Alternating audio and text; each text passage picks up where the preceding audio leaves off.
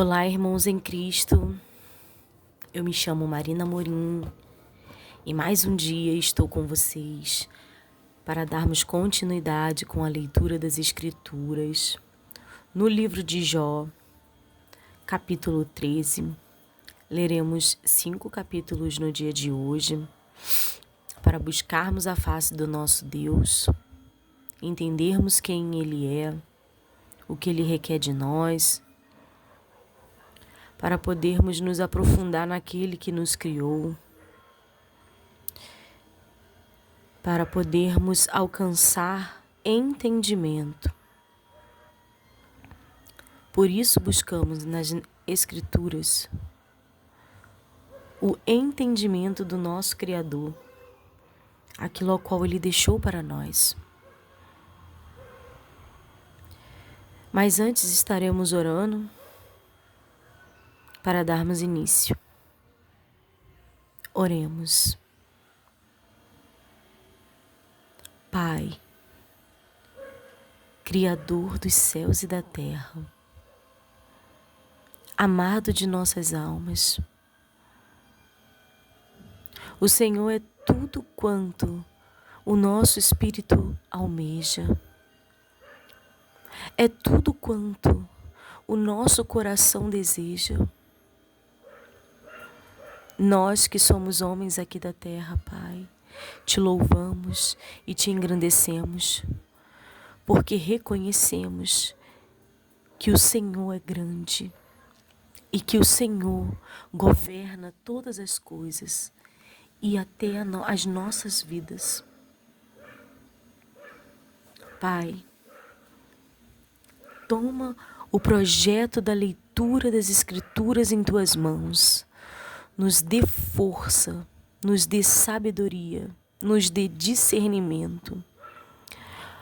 Pai, destrava, Senhor, tudo quanto possa existir na nossa mente que nos afaste, Senhor, de Ti e do Teu entendimento. O Senhor dá sabedoria àqueles que o pedem.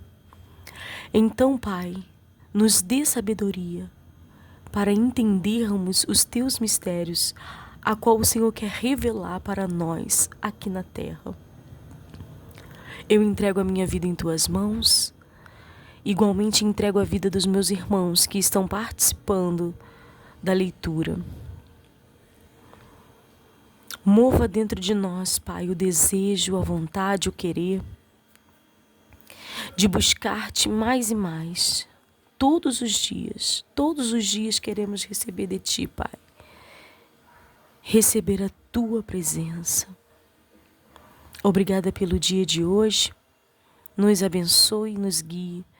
Em nome de Jesus. Amém.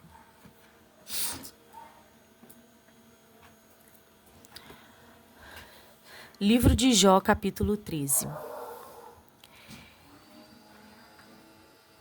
O capítulo 13 é a continuação de Jó defendendo-se contra as acusações de seus amigos, né? Do capítulo 12. Então, eis que tudo isto viram os meus olhos e os meus ouvidos, e ouviram e entenderam. Como vós o sabes, o sei eu também, não vos sou inferior, mas eu falarei ao Todo-Poderoso e quero defender-me perante Deus. Vós, porém, sois inventores de mentiras, e vós todos médicos que não valem nada. Oxalá vos calasseis de todo, que isso seria a vossa sabedoria. Ouve agora a minha defesa, e escutai os argumentos dos meus lábios. Porventura, por Deus falareis perversidade, e por ele enunciarias mentiras? Fareis aceitação da sua pessoa? Contenderei por Deus? Ser-vos-ia bom se ele vos esquadrinhasse? Ou zombaríeis dele como se zomba de qualquer homem? Certamente vos repreenderá, se em oculto fizerdes distinção de pessoas. Porventura não vos espantará a vossa alteza? a sua alteza? E não cairá sobre vós o seu temor? As vossas memórias são como a cinza, as vossas alturas como alturas de lodo. Calai-vos perante mim, e falarei eu, e venha sobre mim o que vier. Jó confia em Deus e deseja conhecer os seus pecados. Por que razão tomaria eu a minha carne com os meus dentes e poria a minha vida na minha mão? Ainda que ele me mate, nele esperarei. Contudo, os meus caminhos defenderei diante dele. Também isto será a minha salvação, porque o ímpio não virá perante ele. Ouve com atenção as minhas razões e com os vossos ouvidos a minha demonstração. Eis que já tenho ordenado a minha causa, e sei que serei achado justo. Quem é o que contenderá comigo? Se eu agora me calasse, renderia o espírito. Duas coisas somente não façais para comigo, então me não esconderei do teu rosto. Desvia a tua mão para longe de mim, e não me espante o teu terror. Chama, pois, e eu responderei, ou eu falarei, e tu responde-me. Quantas culpas e pecados tenho eu? Notifica-me a minha transgressão e o meu pecado. Por que escondeis o teu rosto e me tens por teu inimigo? Porventura quebrantarás a folha arrebatada pelo vento e perseguirás o restolho seco? Porque escreves contra mim coisas amargas e me fazes herdar as culpas da minha mocidade. Também pões os meus pés em cepos e observas todos os meus caminhos e marcas os sinais dos meus pés. Apesar de eu ser como coisa podre que se consome e como vestido ao qual rói a traça. Jó roga o favor de Deus por causa da brevidade e da miséria da vida humana. Capítulo 14. O homem, nascido de mulher, é de bem poucos dias e cheio de inquietação. Sai como a flor e se seca, foge também como a sombra. E não permanece. E sobre este tal abre os teus olhos, e a mim me fazes entrar em juízo contigo. Quem do imundo tirará o puro? Ninguém. Visto que os seus dias estão determinados, contigo está o número dos seus meses, e tu lhe pusestes limites, e não passará da além deles. Desvia-te dele, para que tenha repouso, até que, como o jornaleiro, tenha contentamento no seu dia. Porque há esperança para a árvore, que se for cortada, ainda se renovará, e não cessarão os seus renovos. Se envelhecer na terra a sua raiz, e morrer o seu tronco no pó, ao cheiro das águas brotará e dará ramos como a planta. Nossa, tremendo, né? Irmãos, vou dar um adendo aqui, porque nesse capítulo 14, no versículo 7, a partir do versículo 7, né? Existe um louvor que é tremendo e fala exatamente sobre isso, né? Eu fui uma árvore cortada, mas ao cheiro das águas vi minha vida, Deus, transformar.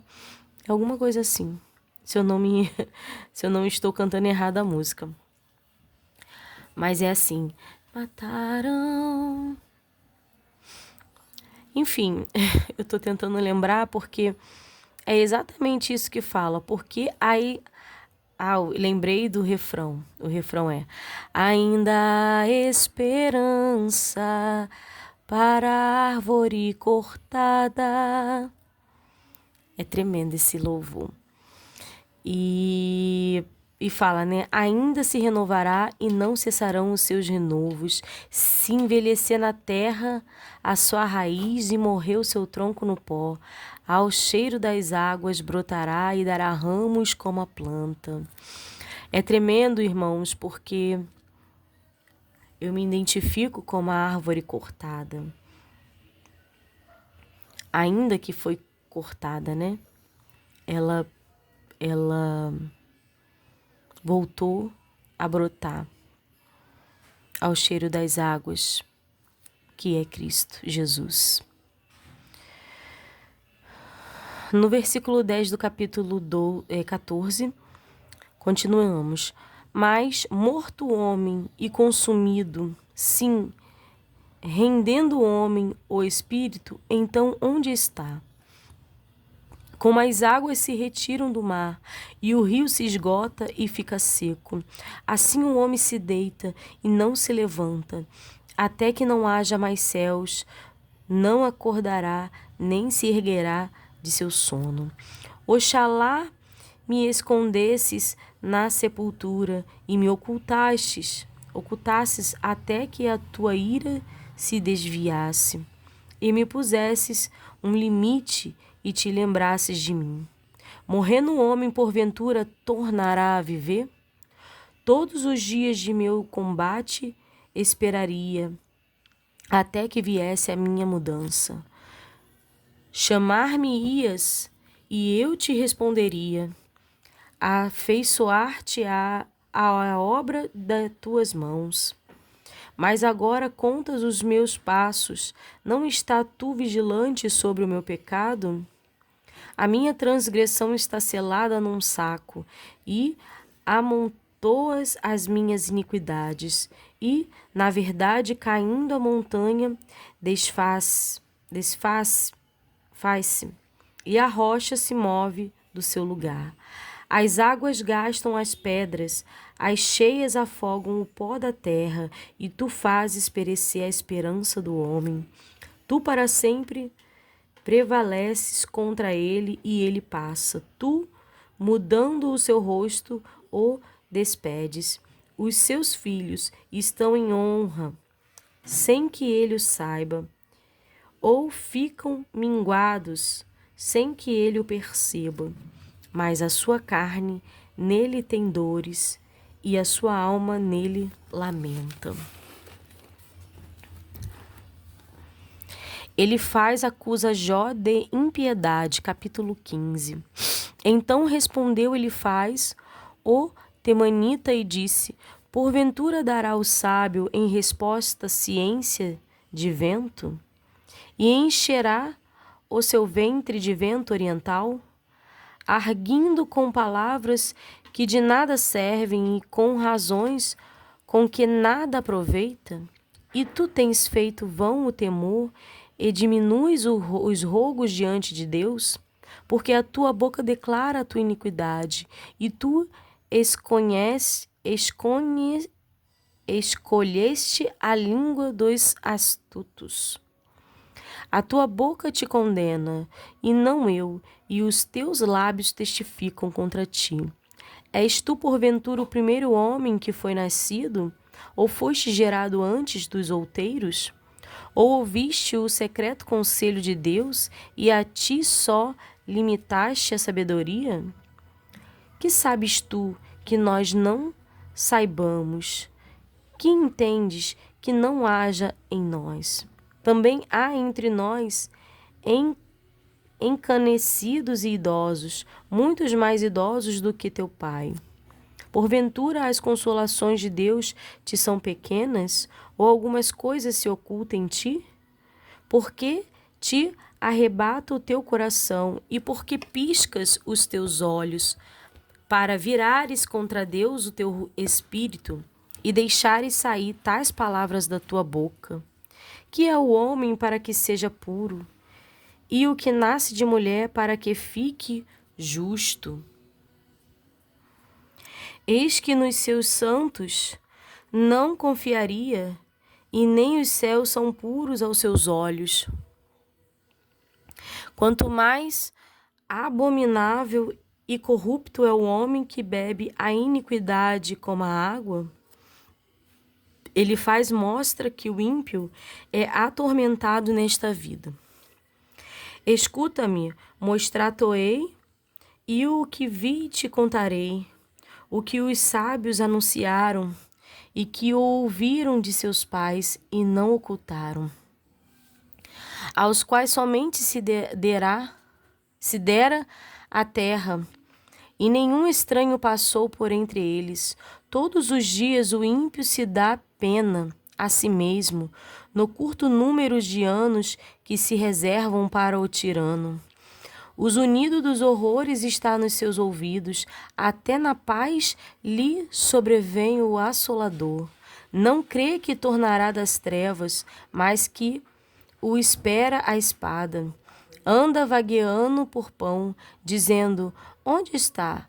Bem sabe que o dia das trevas lhe está perto à mão, assombrando a angústia e a tribulação prevalecem contra ele, como o rei preparado para a peleja, porque estendeu a sua mão contra Deus e contra o Todo-Poderoso se embraveceu. Arremete contra ele com dura cerviz e com os pontos grossos dos seus escudos, porquanto cobriu o seu rosto com a sua gordura e criou enxúndia nas ilhargas, e habitou em cidades assoladas, em casas em que ninguém morava, que estavam a ponto de fazer-se montões de ruínas. Não se enriquecerá, nem subsistirá a sua fazenda, nem se estenderão pela terra as suas possessões. Não escapará das trevas, a chama do fogo secará os seus renovos, e ao assopro da sua boca desaparecerá. Não confio, pois, na vaidade, enganando-se a si mesmo, porque a vaidade será a sua recompensa. Antes do seu dia, ela se consumirá, e o seu ramo não reverdecerá. Sacudirá as suas uvas verdes, como as da vide, e deixará cair a sua flor como a da oliveira, porque o ajuntamento dos hipócritas se fará estéril, e o fogo consumirá as tendas do suborno. Concebem o trabalho e produzem a iniquidade, e o seu ventre prepara enganos. Jó acusa. Desculpa, irmãos. Vou ajeitar aqui. Jó acusa a seus amigos de falta de compaixão e misericórdia, capítulo 16. Então respondeu Jó e disse: tenho ouvido muitas coisas como estas. Todos vós sois consoladores molestos. Porventura não terão fim estas palavras de vento? Ou que te irrita para assim responderes? Falaria eu também como vós falais, se a vossa alma estivesse em lugar da minha alma? Ou amontoaria palavras contra vós e menearia contra vós a minha cabeça? Antes vos fortaleceria com a minha boca, e a consolação dos meus lábios abrandaria a vossa dor. Se eu falar, a minha dor não cessa, e calando-me, qual é o meu alívio? Na verdade, agora me molestou. Tu assolaste toda a minha companhia. Testemunha disto é que já me fizeste enrugado, e a minha magreza já se levanta contra mim, e no meu rosto testifica contra mim. Na sua ira me despedaçou, e ele me perseguiu, rangeu seus dentes contra mim, aguça o meu adversário os seus olhos contra mim. Abrem a sua boca contra mim, com desprezo me feriram nos queixos, e contra mim se ajuntam todos. Entrega-me Deus ao perverso, e nas mãos dos ímpios me faz cair. Descansado estava eu, porém ele me quebrantou e pegou-me pelo pescoço e me despedaçou. Também me pôs por seu alvo. Cercam-me os seus frecheiros, atravessa-me os rins e não me poupa, e eu, meu fel, derrama pela terra. Quebranta-me com quebranto sobre quebranto, arremete contra mim como um valente. Cose sobre a minha pele o saco e revolve a minha cabeça no pó. O meu rosto todo está descorado de chorar, e sobre as minhas pálpebras está a sombra da morte. Apesar de não haver violência nas minhas mãos e de ser pura a minha oração. Ah, terra, não cubras o meu sangue, e não haja lugar para o meu clamor. Eis que também agora está a minha testemunha no céu e o meu fiador nas alturas. Os meus amigos são os que zombam de mim. Os meus olhos se desfalecem em lágrimas diante de Deus. Ah, se alguém pudesse contender com Deus pelo homem, como o filho do homem pelo seu amigo. Porque, decorridos poucos anos, eu seguirei o caminho por onde não tornarei. Capítulo 17. O meu espírito se vai consumindo, os meus dias se vão apagando, e só tenho perante mim a sepultura. Porventura não estão zombadores comigo? E os meus olhos não contemplam as suas amarguras? Promete agora, e dai-me um fiador para contigo. Quem há que me dê a mão? Porque aos seus corações encobriste o entendimento, pelo que não os exaltará. O que, lisonjeando, fala aos amigos, também os olhos de seus filhos desfalecerão. Mas a mim me pôs por um provérbio dos povos, de modo que me tornei uma abominação para eles, pelo que já se escureceram de mágoa os meus olhos, e já todos os meus membros são como a sombra. Os retos pasmarão disto, e do inocente se levantará contra o hipócrita, e o justo seguirá o seu caminho firmemente, e o puro de mãos irá crescendo em força. Mas, na verdade, tornai todos vós, e vinde cá, porque sábio nenhum acho entre vós. Os meus dias passarão, e malograram-se os meus propósitos, as aspirações do meu coração. Trocaram a noite em dia, a luz está perto do fim, por causa das trevas. Se eu olhar a sepultura como a minha casa, se nas trevas estender a minha cama, se a corrupção clamar, tu és meu pai, e aos bichos, vós sois minha mãe e minha irmã. Onde estaria então agora a minha esperança? Sim, a minha esperança, quem a poderá ver? Ela descerá até aos ferrolhos do Seol, quando, juntamente no pó, teremos descanso. E aqui a gente termina a leitura de 5 capítulos, né, do dia de hoje. Ainda continua a questão dos amigos de Jó, falando com ele e Jó rebatendo. Ainda há outros amigos para a gente estar observando o que foi falado. Existe muita sabedoria nesse livro, muita sabedoria, muita coisa entregue da parte do Senhor. Como eu falei, né, sobre a questão da árvore cortada, isso são palavras de Jó. O próprio Jó, né, Jó roga a favor de Deus por causa da brevidade e da miséria da vida humana. E aí ele fala da árvore cortada, mas eu me atentei também aqui no capítulo 14, quando eu já ouvi algum pregador falando, né, sobre a questão dos... Deixa eu chegar para cá. A questão dos dias do homem. E aqui em Jó 14, versículo 5, fala um pouco sobre isso. Ó. Fala assim: visto que os seus dias estão determinados, contigo está o número dos seus meses, e tu lhe pusestes limites, e não passará além deles. Desvia-te dele para que tenha repouso, até que, como jornaleiro, tenha contentamento no seu dia. Aqui fala um pouco, né, sobre a questão da vida humana e do tempo, né, da vida humana. Fala que, visto que os seus dias estão determinados, contigo está o número de seus meses.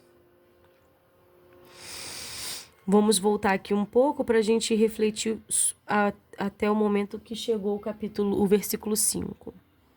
O homem nascido da mulher é de bem poucos dias e cheio de inquietação. Sai como a flor e se seca. Foge também como a sombra e não permanece. E sobre este tal abres os teus olhos, e a mim me fazes entrar em juízo contigo. Quem do imundo tirará o puro? Ninguém. Visto, quem do imundo tirará o puro? Quem do imundo tirará o puro? Ninguém. Visto que os seus dias estão determinados, contigo está o número dos seus meses, e tu lhe pusestes limites, e não passará além deles. Eu entendo que está falando mesmo da vida do homem, né? Eu entendo isso, irmãos. Que está falando da vida do homem, mas alguma coisa me chamou a atenção aqui quando fala: quem do imundo tirará o puro? Ninguém, vistos que os seus dias estão determinados, contigo está o número dos seus meses. Ele pode estar falando, né, sobre esse homem nascido de mulher, mas também pode estar remetendo sobre esse imundo, sobre este imundo. Quem do imundo tirará o puro? Né? Mas eu creio que esteja falando do homem nascido de mulher. Então, há muita sabedoria no livro de Jó. Eu já havia lido uma vez o livro inteiro de Jó, e eu não consegui, na época, alcançar e observar tudo o que é falado aqui. Muita coisa se mostra de Deus, muita coisa é revelado de Deus, do caráter de Deus aqui. Pelos amigos de Jó também, e pela boca de Jó é falado grandes coisas, é revelado, é como se o Espírito fosse com eles nesse momento de dor e sofrimento. Mas que Deus guiou até essa conversa, para que hoje pudéssemos estar lendo e entender. Há muito mistério aqui no livro de Jó, não só da questão de que Deus é poderoso para poder restituir a vida de Jó, mas tudo quanto está sendo revelado. E nas demais conversas com os demais amigos de Jó, nesse momento que ele está passando, nós vamos ver ainda mais sabedoria. E logo mais à frente vem as partes tremendas que eu vou me adiantar aqui com os irmãos, porque é muito impactante quando Deus vem falar com Jó. Então Deus, em sua grandeza, lá no capítulo 38, Deus responde a Jó e mostra-lhe sua grandeza e sabedoria.